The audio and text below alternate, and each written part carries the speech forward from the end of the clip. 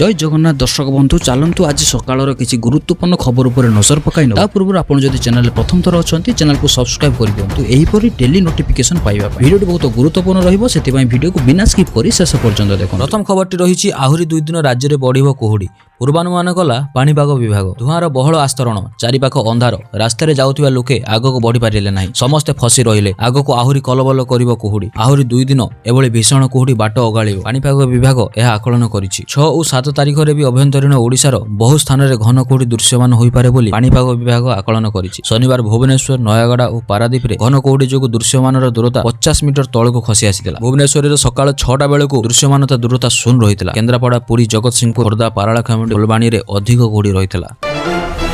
परवर्ती खबर विवाद भितर महानदी गेट खोलिला छत्तीसगढ़।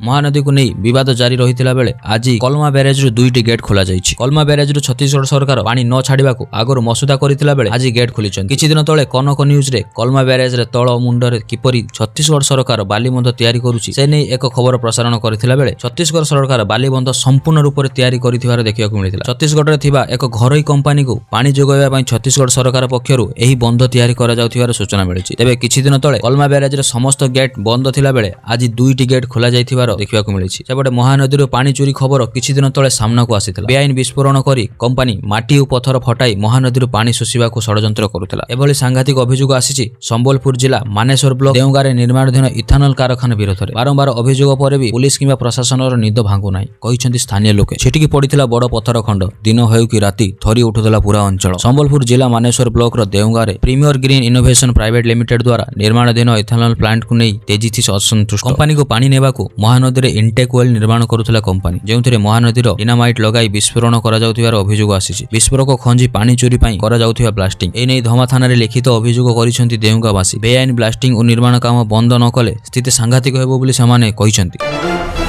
परवर्ती खबर पुणी बढ़ीजीव सुना दर अमेरिकार आक्रमण पर आसिला बड़ अपडेट। देश में सुना मूल्य वृद्धि नहीं लोक मैंने पूर्व चिंतित अच्छा। यह व्यतीत अमेरिकार आक्रमण पर भेनेजुएला रे सृष्टि होइतिबा परिस्थिति रे भविष्यत रे सुना और रूपार मूल्य को प्रभावित करिपारे बोली आशंका करा जाउछि। जनवरी 3 रे अमेरिका राष्ट्रपति डोनाल्ड ट्रम्प घोषणा करी कहिथिले जे भेनेजुएला एबे अमेरिका दखल रे अछि एवं परिस्थिति उन्नति न हेबा पर्यंत अमेरिका द्वारा शासित हेबो। एही समय मध्य रे अमेरिकीय सैन्य माने भेनेजुएला रो राष्ट्रपति निकोलास मैदुरो एवं तांको पत्नी को मध्य अटक रखिथिले। एही समय रे भेनेजुएला रे किछि प्रमुख सहयोगी जेपरि कि रूस ब्यूरा एवं ईरान अमेरिकार एही आक्रमण को दृढ़ निंदा करिसेंती। एहाको सेमानंकर सार्वभौमत्वर उल्लंघन बोली कहिसेंती। भू राजनैतिक उत्तेजना वृद्धि पाइबा सहित सुना मूल्य पुणी थे आलोचनार विषय पलटि। सुना 2026 रे एक सकारात्मक नोट रे आरंभ होइतिला। वर्तमान प्रति आउंस प्राय $4370 रे कारोबार हेउछि जहाँ 1% रु अधिक वृद्धि पाइछि। यह 1979 परठारु सर्वोत्तम वार्षिक प्रदर्शन। दुर्बल डॉलर बाजार अभाव एवं शिल्प चाहिदा वृद्धि जोगु रूपा मध्य 2% रु अधिक वृद्धि पाई प्राय $73 बिलियन रे पहुंची। एही समय रे अमेरिका एवं भेनेजुएला मध्य भू राजनीतिक उत्तेजना सुरक्षित निवेश भाव में सुना एवं रूपार चाहिदा वृद्धि करिपारे।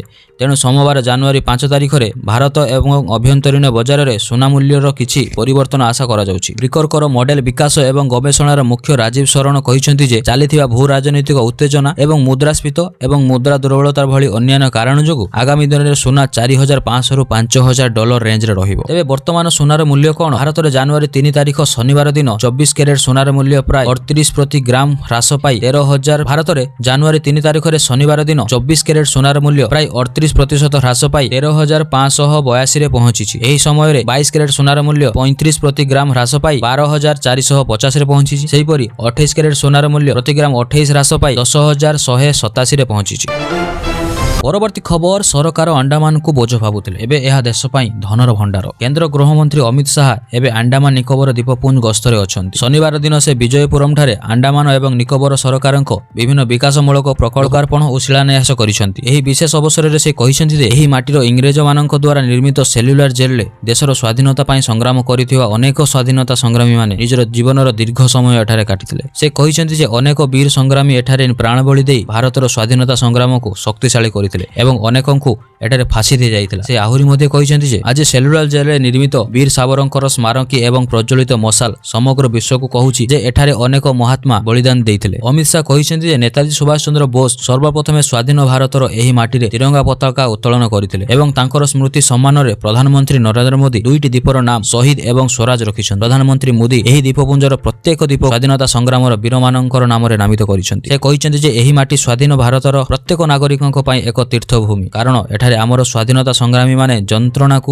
ଶକ୍ତିରେ ଏବଂ ସଂକଳ୍ପକୁ ସ୍ୱାଧୀନତାରେ ପରିଣତ କରିଥିଲେ। ସେ ଆହୁରି ମଧ୍ୟ କହିଛନ୍ତି ପ୍ରଧାନମନ୍ତ୍ରୀ ମୋଦି ଏହି ଦ୍ୱୀପପୁଞ୍ଜକୁ ଏକ ସାମରିକ ଶକ୍ତି ରୂପେ ପରିବର୍ତ୍ତନ କରିଛନ୍ତି। ପୂର୍ବ ସରକାର ଆଣ୍ଡାମାନ ନିକୋବରକୁ ଦେଶରେ ରାଜକୋଷ ଉପରେ ଏକ ବୋଝ ବୋଲି ମାନୁଥିଲେ, କିନ୍ତୁ ମୋଦି ସରକାରଙ୍କ ସମୟରେ ଏହା ଦେଶର ରାଜକୋଷକୁ ଆର୍ଥିକ ଆବେଦନ ଦେବ। ଗତ 11 ବର୍ଷ ମଧ୍ୟରେ ଆସିଥିବା ଏହି ପରିବର୍ତ୍ତନ ହେଉଛି ଭାରତ ମାତାଙ୍କ ପ୍ରତି ସମର୍ପିତ ରହିବାର ସଂକଳ୍ପର ପରିଣାମ। ଏହି ଅବସରରେ ଆଜି 373 କୋଟି ଟଙ୍କାର 9ଟି ବଡ଼ ବିକାଶମୂଳକ ପ୍ରକଳ୍ପ ଲୋକାର୍ପଣ ଏବଂ 2ଟି ପ୍ରକଳ୍ପର ଶିଳାନ୍ୟାସ କରାଯାଇଛି। ପରବର୍ତ୍ତୀ ଖବର, ରାଷ୍ଟ୍ରପତିଙ୍କ ଏପରି ଅବସ୍ଥା। ଟ୍ରମ୍ପଙ୍କ କାର୍ଯ୍ୟକଳାପ ଉପରେ ବର୍ଷିଲେ ଜୋହରାମ ମାମନାଦି, କହିଲେ ଏକପାକ୍ଷିଆ ଆକ୍ରମଣ କରୁଛନ୍ତି। ଭେନେଜୁଏଲାର ରାଜଧାନୀ କାରାକାସ ଉପରେ ଆମେରିକାର ଆକ୍ରମଣ ପରେ ରାଷ୍ଟ୍ରପତି Donald Trump social media platform ଟ୍ରୁଥରେ ଏକ ଫଟୋ ଜାରି କରିଛନ୍ତି, ଯାହାକୁ ଦେଖିଲା ପରେ ଆପଣଙ୍କୁ ହୁଏତ ଆଶ୍ଚର୍ଯ୍ୟ ଲାଗିପାରେ। ଟ୍ରମ୍ପ ସେୟାର କରିଥିବା ଫଟୋରେ ଭେନେଜୁଏଲାର ରାଷ୍ଟ୍ରପତି ନିକୋଲାସ ମାଦୁରୋଙ୍କ ହାତରେ ହାତକଡ଼ି ପଡ଼ିଛି। ମୁହଁରେ କଳାପଟି ବାନ୍ଧି ଆମେରିକୀୟ ସେନା ଘରରେ ରହିଛନ୍ତି। ମିଳିଥିବା ରିପୋର୍ଟ ଅନୁସାରେ ମାଦୁରୋ ଶୋଇଥିଲା ବେଳେ ତାଙ୍କୁ ଶୟନ କକ୍ଷରୁ ଉଠାଇ ଅଣାଯାଇଥିଲା। ତାଙ୍କୁ କୋଠରୀରୁ ଟାଣି ବାହାର କରିବା ପରେ ଆମେରିକା ସେନା କବ୍ଜାରେ ନେଇଗଲା। ଆମେରିକା ରାଷ୍ଟ୍ରପତି ଡୋନାଲ୍ଡ ଟ୍ରମ୍ପ ଦାବି କରି କହିଛନ୍ତି ଯେ ଭେନେଜୁଏଲାର ରାଷ୍ଟ୍ରପତି ନିକୋଲାସ ମାଦୁରୋ ଏବଂ ତାଙ୍କ ପତ୍ନୀ ସିଲିଆ ଫ୍ଲୋରେନ୍ସଙ୍କୁ ଆମେରିକୀୟ ଯୁଦ୍ଧ ଜାହାଜରେ ରଖାଯାଇଛି ଏବଂ ସେମାନଙ୍କୁ ନ୍ୟୁୟର୍କ ନିଆଯାଉଛି। ତେବେ ଏହା ପୂର୍ବରୁ ଟ୍ରମ୍ପ ମାଦୁରୋ ସମର୍ପଣ କରିଥିବାକୁ ନେଇ ଚେତାବନୀ ଦେଇଥିଲେ, ହେଲେ ସେ ଆତ୍ମସମର୍ପଣ ନ କରିବାରୁ ତାଙ୍କୁ ଗିରଫ କରାଯାଇଛି ବୋଲି ଟ୍ରମ୍ପ କହିଛନ୍ତି। ପରବର୍ତ୍ତୀ ଖବର, ବିମାନ ବନ୍ଦରରୁ ପୁଣି 8 କୋଟିର ମାରିଜୁଆନା ଜବତ। ଭୁବନେଶ୍ୱର ବିମାନ ବନ୍ଦରରୁ ପୁଣି ବିଦେଶୀ ଗଞ୍ଜେଇ ଜବତ କରାଯାଇଛି। ଜବତ ମାରିଜୁଆନାର ମୂଲ୍ୟ 8 କୋଟି ଟଙ୍କା ହେବ ବୋଲି ଆକଳନ କରାଯାଇଛି। ଜଣେ ଯାତ୍ରୀଙ୍କ ଉପରେ ସନ୍ଦେହ ହେବାରୁ ତାଙ୍କୁ ରାଜସ୍ୱ ଗୋଇନ୍ଦା ନିର୍ଦ୍ଦେଶାଳୟ ଯାଞ୍ଚ କରିଥିଲା। ଯାଞ୍ଚ ପରେ ତାଙ୍କ ଲଗେଜରୁ 4ଟି ପ୍ୟାକେଟରୁ 8 କେଜିର ମାରିଜୁଆନା ଜବତ ହୋଇଥିଲା। ବ୍ୟାଙ୍କକରୁ ଏହି ମାରିଜୁଆନା ଆଣିଥିବାର ପଚରାଉଚରା ବେଳେ ଜଣାପଡ଼ିଛି। ତେବେ ସେ ବ୍ୟକ୍ତି ଜଣକ ରାଜଧାନୀରେ କାହା ପାଖକୁ ଚାଲାଣ କରୁଥିଲେ ତାହା ଏପର୍ଯ୍ୟନ୍ତ ଜଣାପଡ଼ିନାହିଁ। ବିଶେଷ କରି ବଡ଼ ବଡ଼ ହୋଟେଲକୁ ଏହି ବିଦେଶୀ ଗଞ୍ଜେଇ ଚାଲାଣ କରାଯାଉଥିବାର ତଦନ୍ତରୁ ଜଣାପଡ଼ିଛି। ହୋଟେଲକୁ ଆସୁଥିବା ବିଦେଶୀ ନାଗରିକ ଏବଂ ଧନିକ ଶ୍ରେଣୀ ଲୋକମାନେ ଏହି ମାରିଜୁଆକୁ ନେଇଥାନ୍ତି। ଆପଣମାନେ ଯଦି ଏପର୍ଯ୍ୟନ୍ତ ଆମ ଭିଡ଼ିଓକୁ ଦେଖିସାରିଛନ୍ତି, ଭିଡ଼ିଓକୁ ଗୋଟେ ଲାଇକ୍ କରନ୍ତୁ ଏବଂ ଚ୍ୟାନେଲକୁ ସବସ୍କ୍ରାଇବ୍ କରନ୍ତୁ, ଯଦ୍ୱାରା ଆମେ ଆପଣଙ୍କ ପାଇଁ ଏହିପରି ଭଲ ଭଲ ନ୍ୟୁଜ୍ ଅପଡେଟ୍ ଗୁଡ଼ିକ ବନାଇ ଆଣିଥାଉ। ବିଦାୟ ଦିଅନ୍ତୁ, ଧନ୍ୟବାଦ।